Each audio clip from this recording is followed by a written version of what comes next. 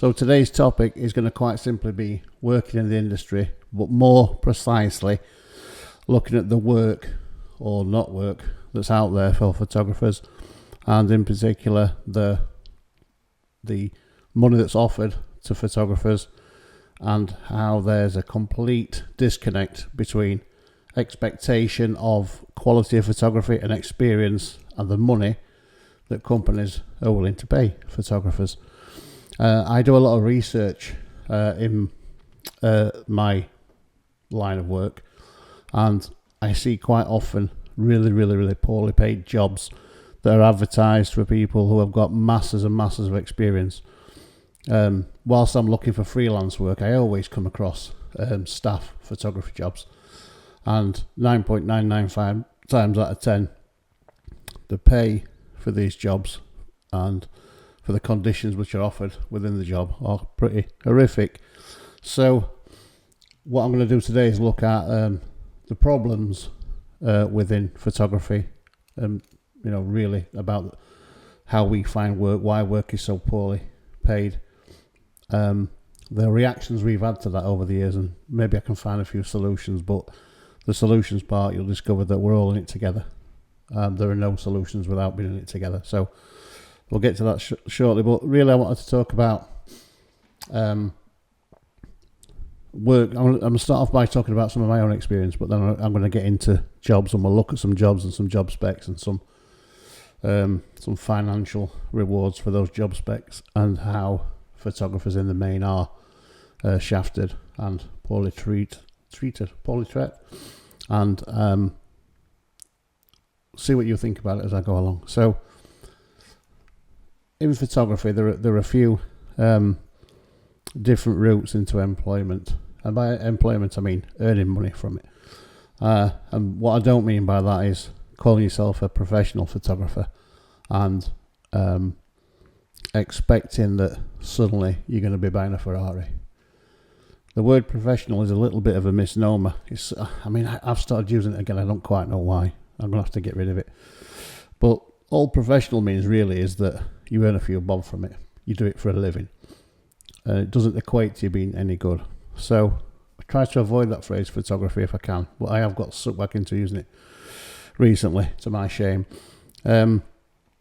But being a professional in any walk of life is about doing it for a living. And as a photographer, you want to be paid for doing what you're doing.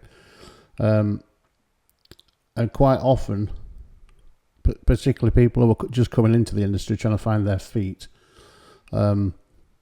start out by doing things for free or dirt cheap.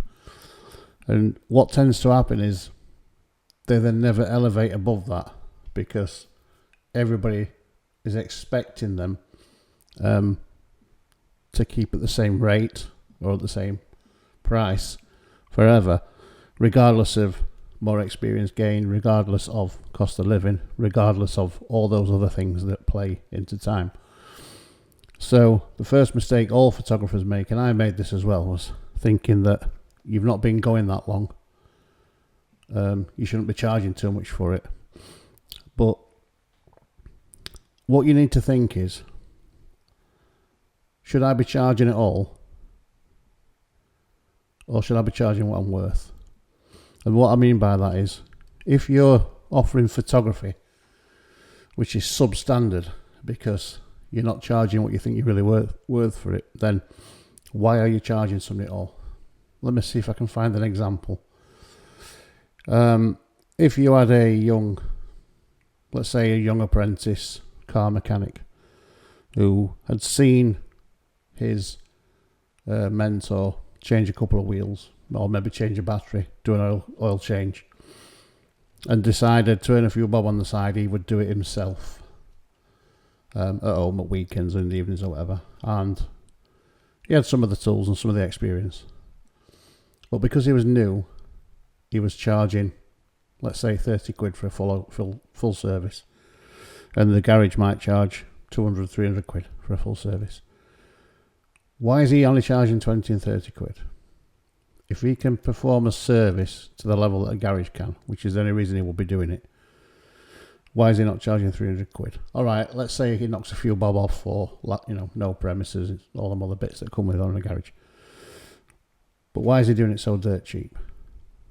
Is it because he's crap at it? If so, why would you even give him 30 quid for it? Or is it more because he hasn't realised his worth? And it's the same in photography. If you're at a place where you're confident enough to say to your auntie, your uncle, or whoever, your cousin, I'll photograph your wedding for you, but just give me 50 quid and it'll be right. What are you saying about the quality of work you're giving them? Are you admitting that you're crap really and you shouldn't be charging them? Or are you saying, well, I don't really value myself at all, you can stand on me for the rest of your life?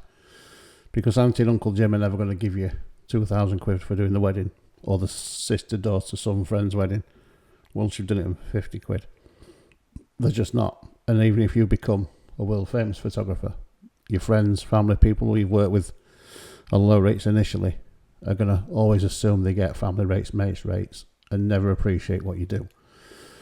So my first suggestion as to why photographers have got ourselves into this pickle is, it's not a recent thing. Yes, it's been exacerbated since digital came along and everybody and the great grandma thinks they can get a camera for Christmas and by Easter be a professional. There is a lot of that involved. But kind of some professional, using that term loosely, photographers have also shafted us all by charging silly rates when they should be charging standard rates. And it's one of the few industries in the world where there's no kind of like central body that governs anything. And that's probably good that it's like that, because photography is an art form and you should be able to breathe and do what you like in life. You shouldn't be governed by things. But there's not that many industries where there's no regulation at all.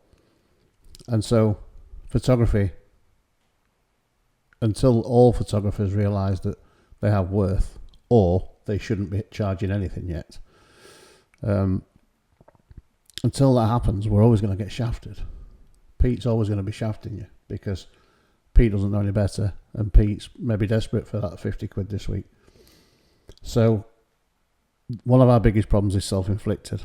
We're all far too eager, and I've been guilty of this in the past, of doing things on discounts and for next to nothing, and we've really shafted ourselves in the industry there big time. So that's one issue. And when I say you shouldn't be charging until you feel like you're charging what you're worth, think about that long and hard. Is it better to get more experience and no pressure of having to deliver for money than get better before you start charging? Or are you going to charge as you go? There might be some instances where you can get away with getting a few bob, but really think about it this way. If you've been photographing things for a year and you're charging 50 quid for a half-day shoot for a load of portraits, and you're giving them a whole CD full of portraits or a whole memory stick and giving them your copyright away as well, which I've seen happening, what are you saying about your worth? Because you've got a year's worth of experience and it's not going to make any difference in 2 years' time or 3 years' time or 4 years' time. People are still going to expect you to give all that away because you gave it away initially. So think long and hard about what you're giving away before you give it. And I might talk about giving copyrights and stuff like that away in some other video, but it's one of the worst things that photographers can. It's one of the worst things that's happened to photography. So photographers have, in the main, shot themselves in the foot, stabbed themselves in the back, and laid open the door to abuse, basically. So the industry has kind of always known that, and even the high ends of the industry take the piss with fees. If you even speak to people like David Bailey and all the big wigs, they'll tell you that the fashion companies, fashion magazines, all the big players shaft photographers. And that kind of ethos plays out across the whole of life, because photography, like many art forms, people don't understand the value of you as a human, as a creator. They think it's easy. They think anybody can do it. Particularly now we've got mobile phones. Although this did happen when the box brownie was invented, and then Polaroids and all those other gizmos. Anybody's a photographer. And while that might be true, what people should be invested in is your experience and the quality you produce. And they don't, because, like I said previously, we've shot ourselves in the foot over years.